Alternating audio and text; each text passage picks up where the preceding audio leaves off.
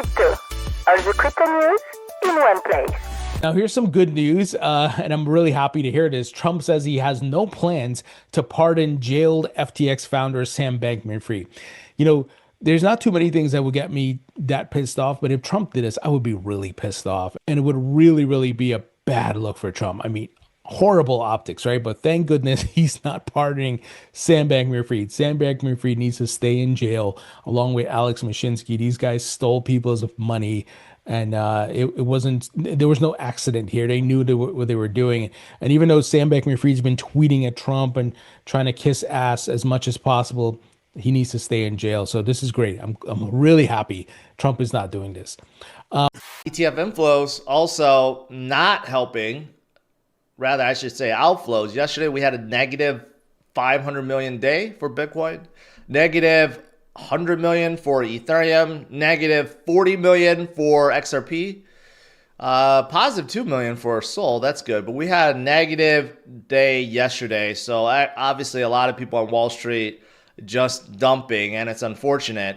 And because of all this, we had basically $500 million of liquidations.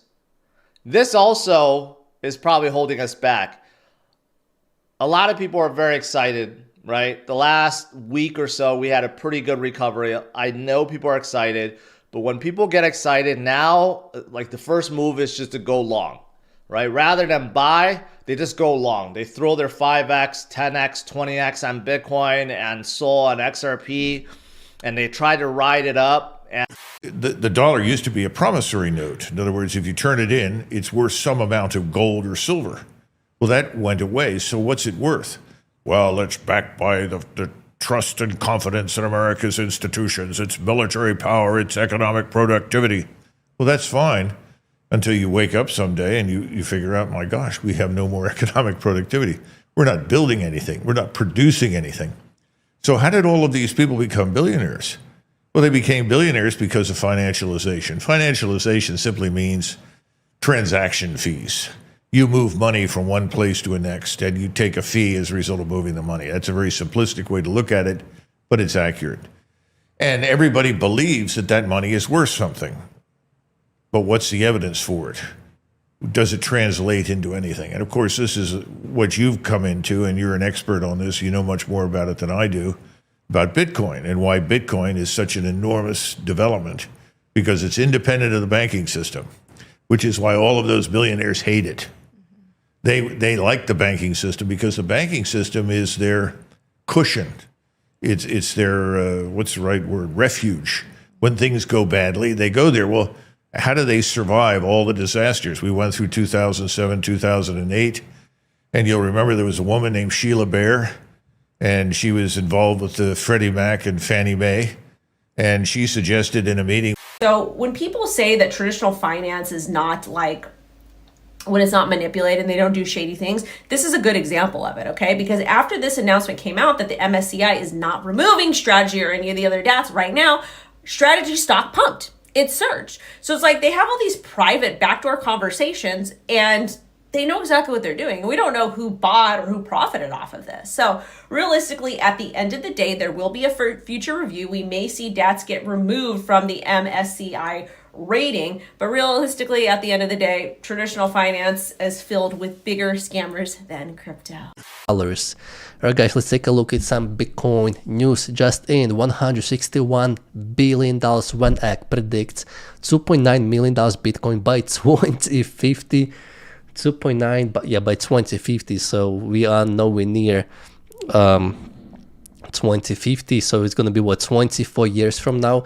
But look, if Bitcoin would be 3 million, but in 24 years, I think that would be a great call. But let's see, 24 years, that is not many people probably going to live by 2050. I mean, many people going to live, but the older people who are currently, let's say, at 50, at 60, who knows if they will be able to survive the next 25 years. Hopefully they will. Another breaking news: a whale from Satoshi era has purchased 7,600 Bitcoin worth $710 million. This whale has became active for the first time since 2012.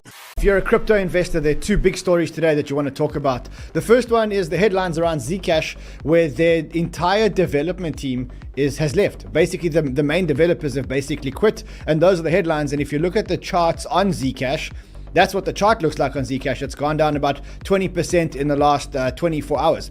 And then the next big headline is tomorrow, because tomorrow, the Supreme Court rules as to whether Trump's tariffs were actually legal. And if Trump's tariffs are not illegal, then what is that actually going to do to the markets? And remember, tomorrow's Friday, and you know what happens on Fridays with big tariff news, or with big news, which includes tariff news. So that's what we're going to be talking about today. Today is almost like you could say like a two for the price of one. There's the Zcash news, and I'm going to break down the Zcash coins becoming more integrated in everyone's day-to-day lives.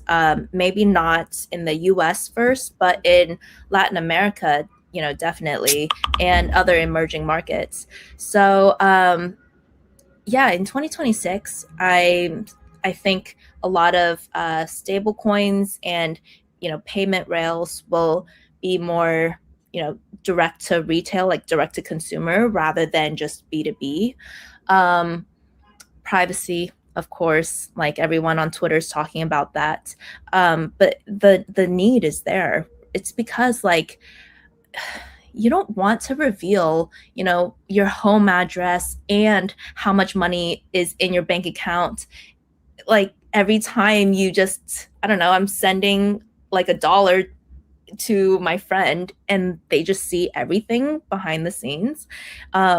It's like you're walking around naked, So I think privacy is definitely a key area that no one has really tackled yet, and so everyone is trying to figure out.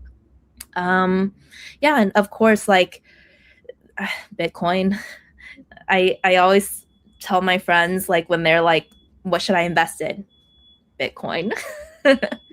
Yeah. No brainer, right? Exactly. And people forget that Bitcoin halves, every 4 years. Is it every 4? Yes, every 4 years.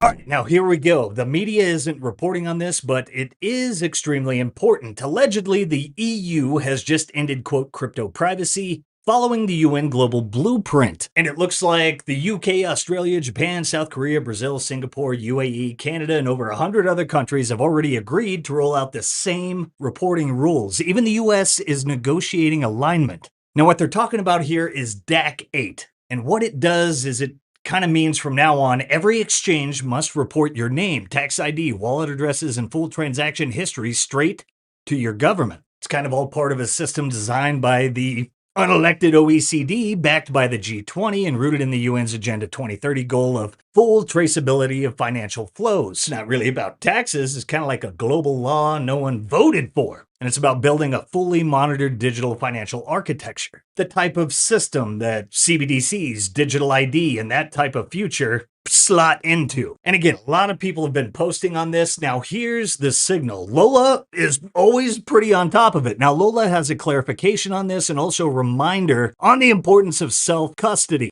This is very, very interesting. We need to pay attention to this because these are the blueprints to the new system. Now, does this tell us anything about the tech that they're using? Is it telling us that they're using crypto, blockchain, DLT, or any of that? Not exactly. However, these new systems are accommodating for new technologies.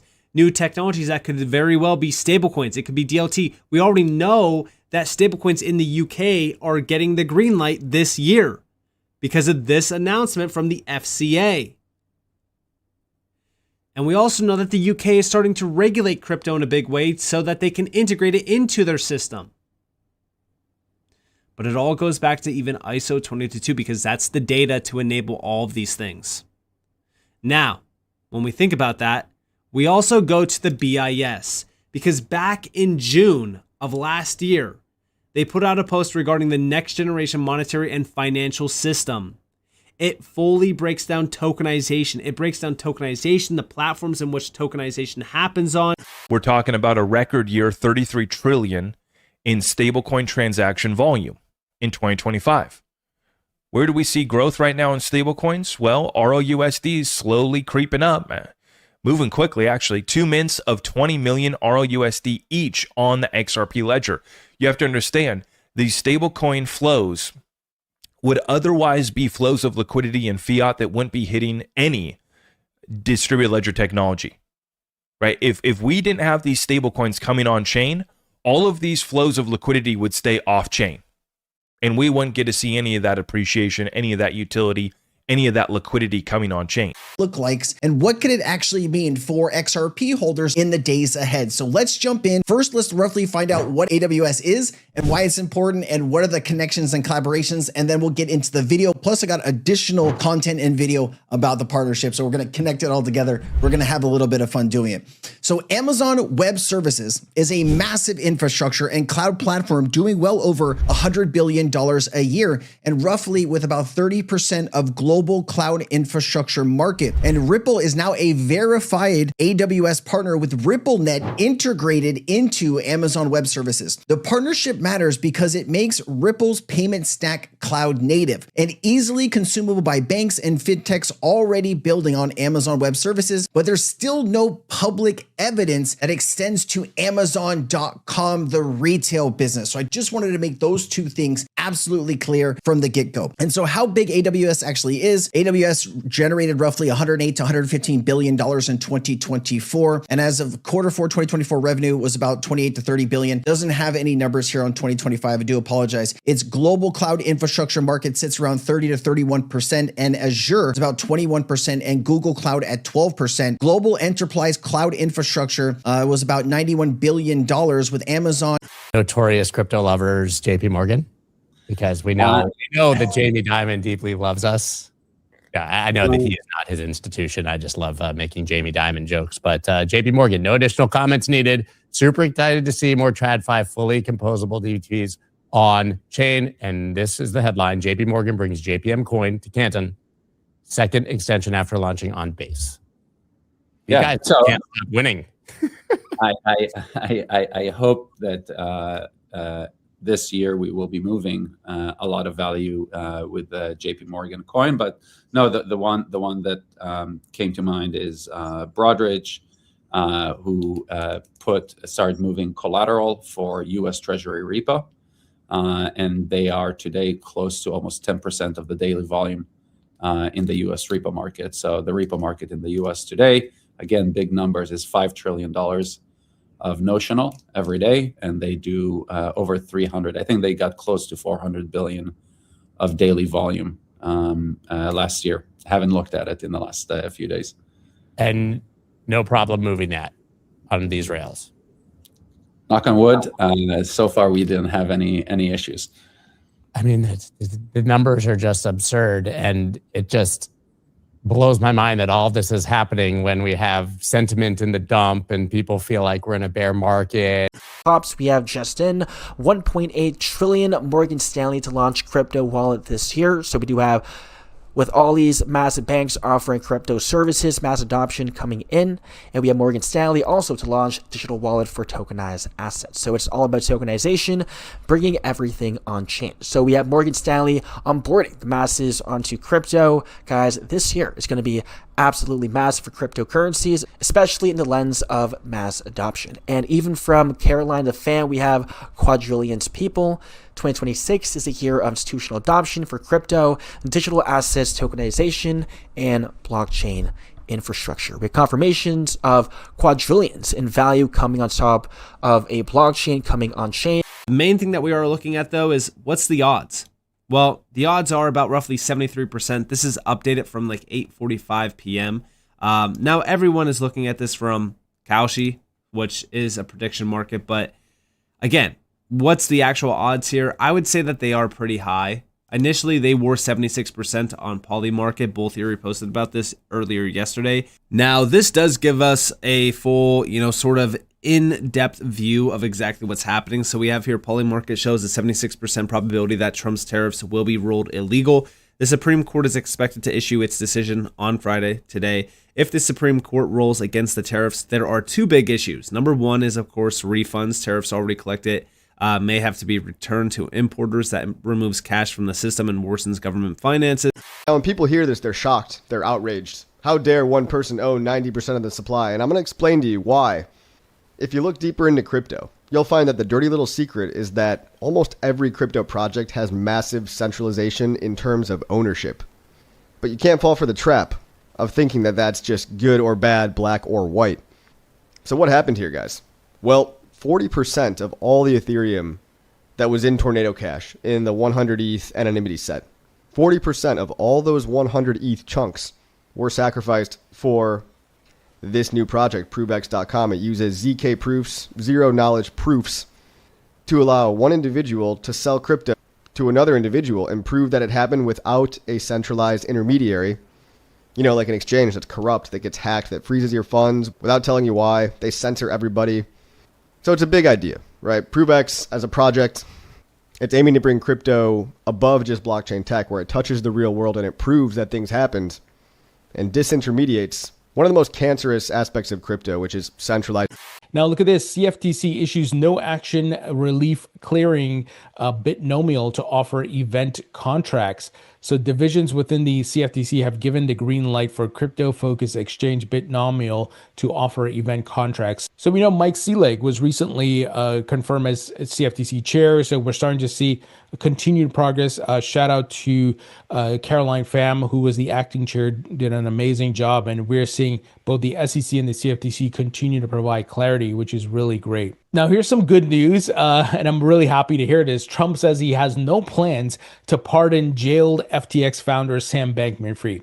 You know, there's not too many things that would get me that pissed off, but if Trump did this, I would be really pissed off. And it would really, really be a bad look for Trump. I mean, horrible optics, right? To set the stage, we have two bills right now.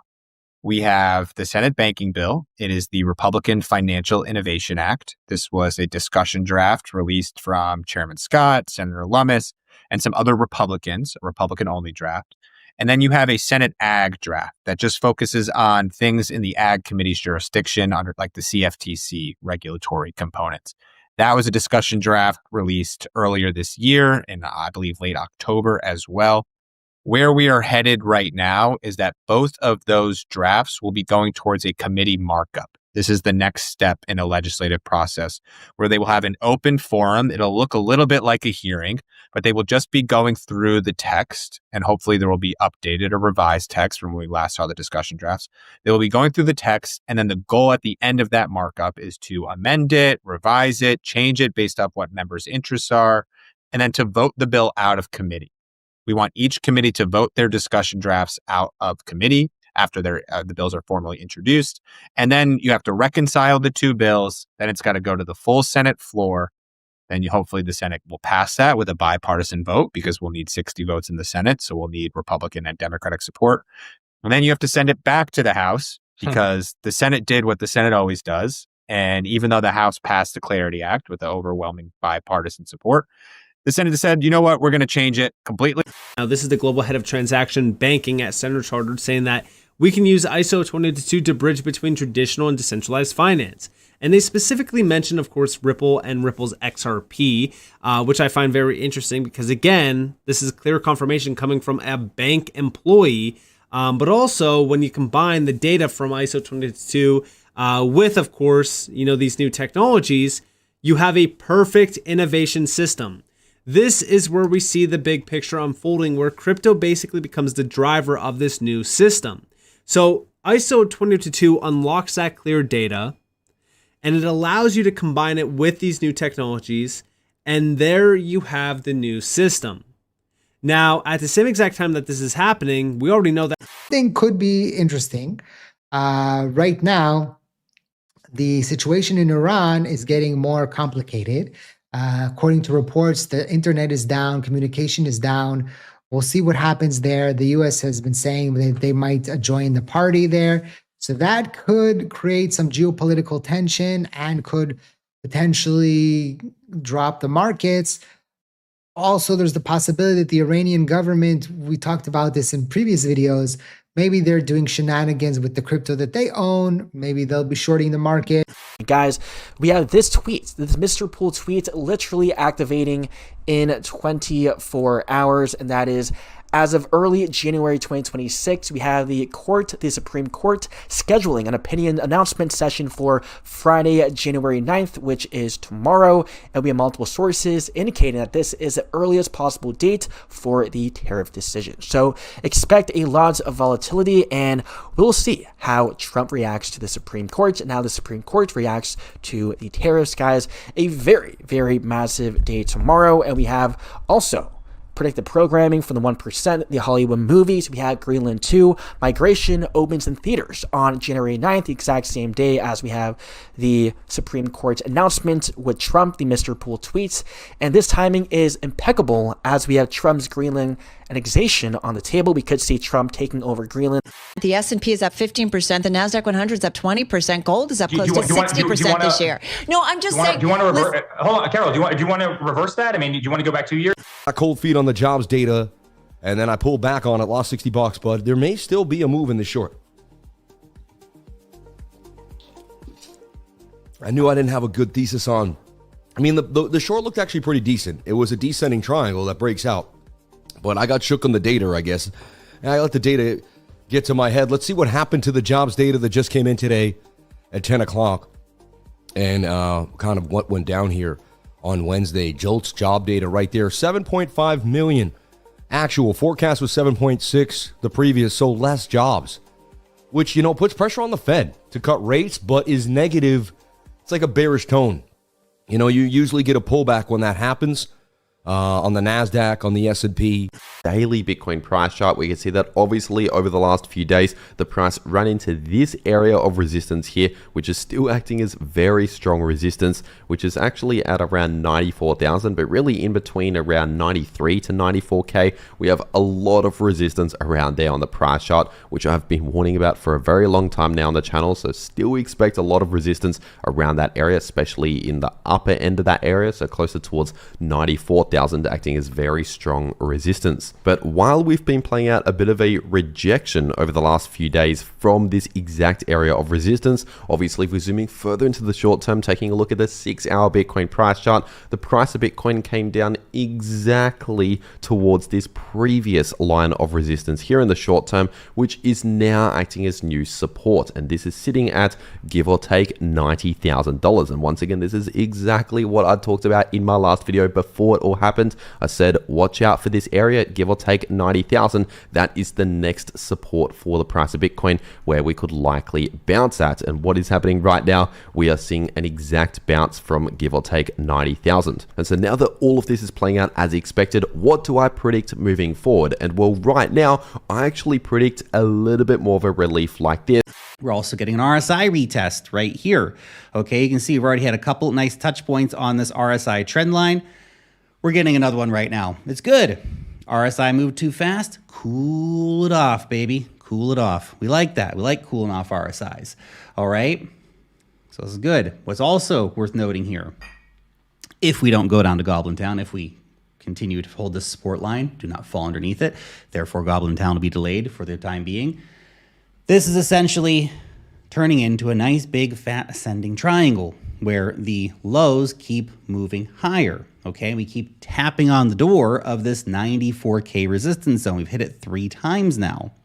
The next time becomes more likely to break. Resistance does not last forever. The more you test it, the more likely it is to be broken. The technical breakout target is like $104,000. Okay, something like that. That's very interesting because if we get over 100K, a lot of the bearish arguments go away real fast. Especially if we get over like $104,000. That's basically, I haven't seen many people giving a number higher than $104,000 to continue to justify any kind of bearish scenario, okay? I know what you're thinking. Relief for a double top. We're going back up to 126, then double top, and then ultimate Goblin Town. Go to zero. What did we do when we crashed? Well, we came down to this red line. Surprise, surprise. That's what we've done every time. What did we do when we came down here? Oh, we had a rally. Wow, we've done that every single time too. We had a rally just barely by the hairs on its nose, literally made an all-time high, but then we subsequently crashed below this moving average and then had a cross and held resistance at this moving average, and that was all she wrote. So what you can see is every time we have this death cross, the same move happens in the same order, the same repeatable pattern. It's all right in front of our eyes, but it's not very pretty to look at, right? Because then comes this cycle, right? And once again, a golden cross is the exact opposite. We have a death cross where the 50 MA goes below the 200. We have the golden cross where the 50 MA goes above the 200. So we had our double golden cross back in April of 2023. And since then, we were riding the wave up and things were looking good. Keep in mind, we're not every cycle having death crosses, golden crosses. So, did you enjoy the app? Let me know in the comments.